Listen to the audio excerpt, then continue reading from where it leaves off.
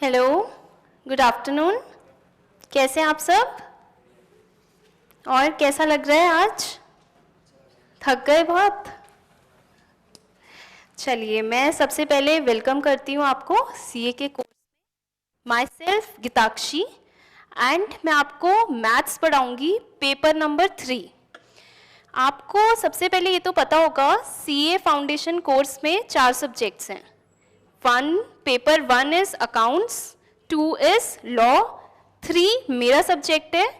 मेरे सब्जेक्ट में 3 पार्ट्स हैं, business mathematics, logical reasoning and statistics. ये 3 पार्ट्स में डिवाइड है सिलेबस। तो आप देखेंगे मैंने आपको एक शीट दी है, तो उसमें देखेंगे पार्ट ए बिजनेस मैथमेटिक्स में आपका 40 मार्क्स का आता है। इसकी वेटेज कितनी है? 40 मार्क्स।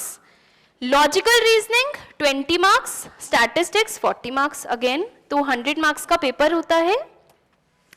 ये पेपर जो है पेपर नंबर 3 ऑब्जेक्टिव टाइप है।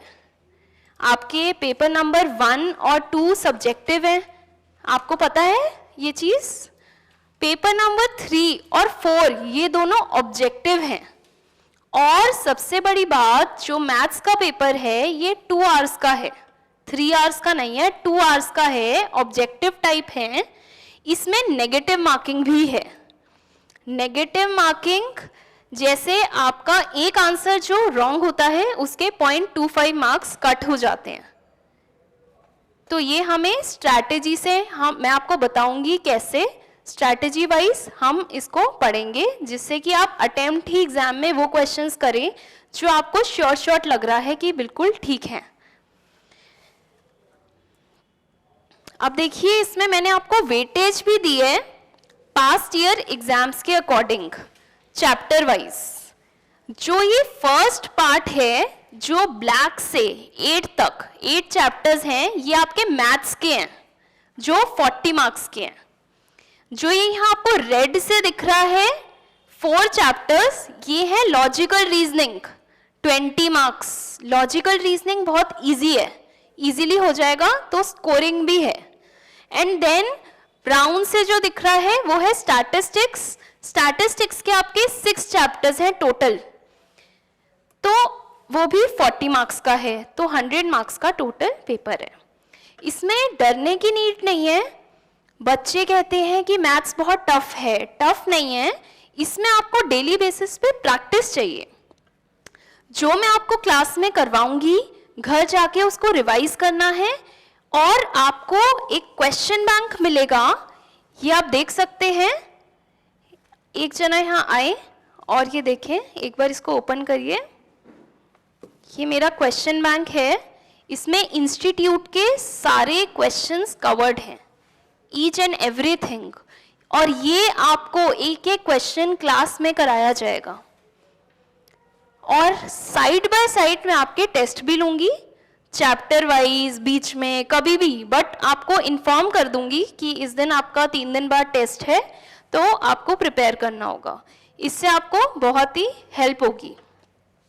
अभी रिसेंटली 18th को था मैथ्स का एग्जाम, आपको पता होगा या नहीं?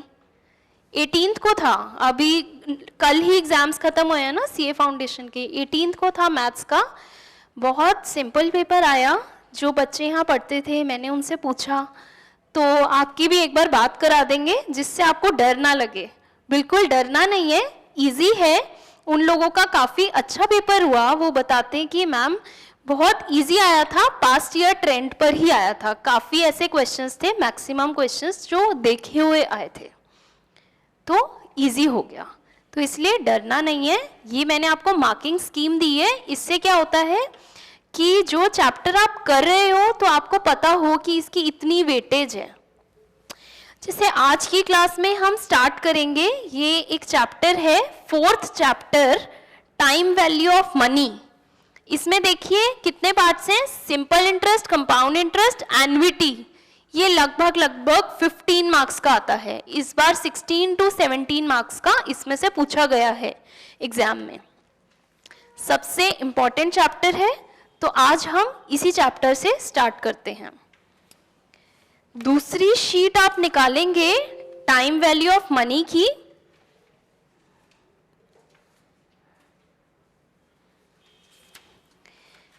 देखिए टाइम वैल्यू ऑफ मनी, इसमें है क्या क्या चीजें, ये चैप्टर है किस बारे में, तो पहले मैं इस चैप्टर को इंट्रोड्यूस करती हूं।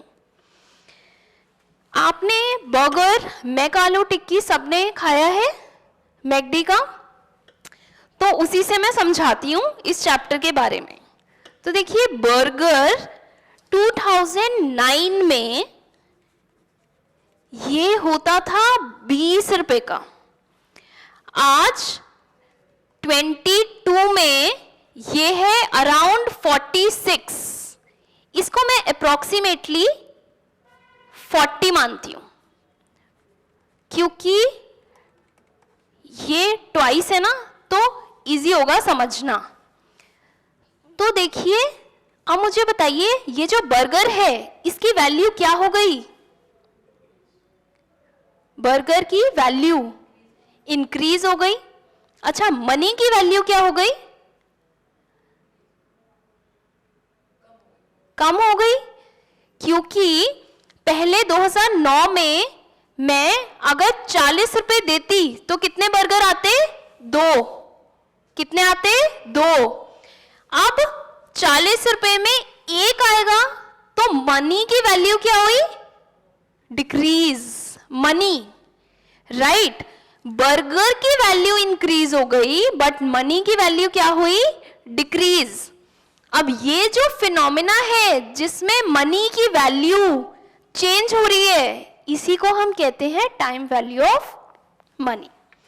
यही हम इस चैप्टर में पढ़ने जा रहे हैं, राइट। अब समझ में आया कि चैप्टर है किस बारे में।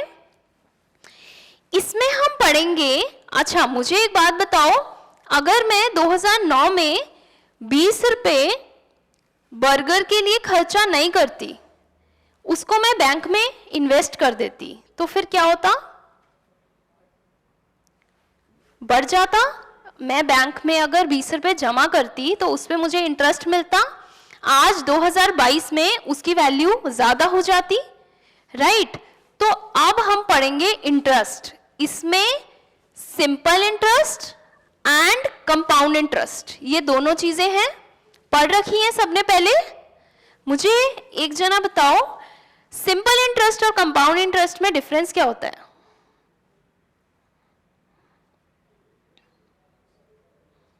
यस एनीवन,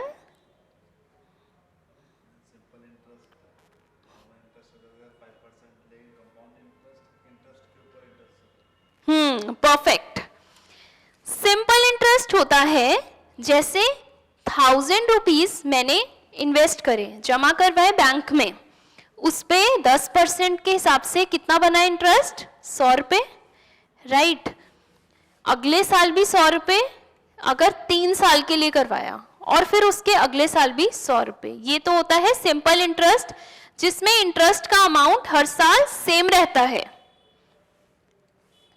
अब कंपाउंड इंटरेस्ट होता है जैसे बैंक चलता है, बैंक में मैंने जमा कराए 1000 रुपए, उस पे इंटरेस्ट आया पहले साल का 100 रुपए, राइट। अब मेरे पास टोटल कितने हो गए, मैंने 1000 कराए थे, 100 रुपए इंटरेस्ट आ गया, तो कितने हो गए, 1100। अब 1100 पर 10% लगेगा, कितना हुआ, 110। तो देखिए सिंपल इंटरेस्ट सेम होता है हर साल, compound interest interest on interest, मतलब प्रिंसिपल प्लस इंटरेस्ट, उस पर फिर इंटरेस्ट लगेगा, ये डिफरेंस होता है, राइट। ये सबने पढ़ रखा है, इसमें किसी को डाउट अब तक। अच्छा, और जो क्लास में अटेंटिव नहीं रहता मैं उसको उठा के यहाँ पे बोर्ड पे सॉल्व करवाऊंगी क्वेश्चंस, ठीक है। और कैलकुलेटर अलाउड है एग्जाम्स में, मैं आपको बताऊंगी कौन सा कैलकुलेटर लाना है, एक ऑरपैड का आता है, मैं आपको नेक्स्ट क्लास में बताऊंगी, वो कैलकुलेटर आपको लेना है, हर क्लास में आपको लेकर आना है, कैलकुलेटर के बिना मैथ्स नहीं हो पाएगी। और कुछ ट्रिक्स भी बताऊंगी जिससे बहुत फास्ट आपका हो जाएगा कंप्लीट। अब मुझे बताएं why do we receive interest. अब जो बैंक होता है, बैंक किस प्रोसीजर पे वर्क करता है। अब जैसे मैंने जमा कराए 1000 रुपये, बैंक ने मतलब मेरी जो मनी है बैंक के पास सेव तो हो गई और मुझे इंटरेस्ट पे मिल रहा है, ये तो मेरा ही फायदा, इसमें बैंक का क्या फायदा।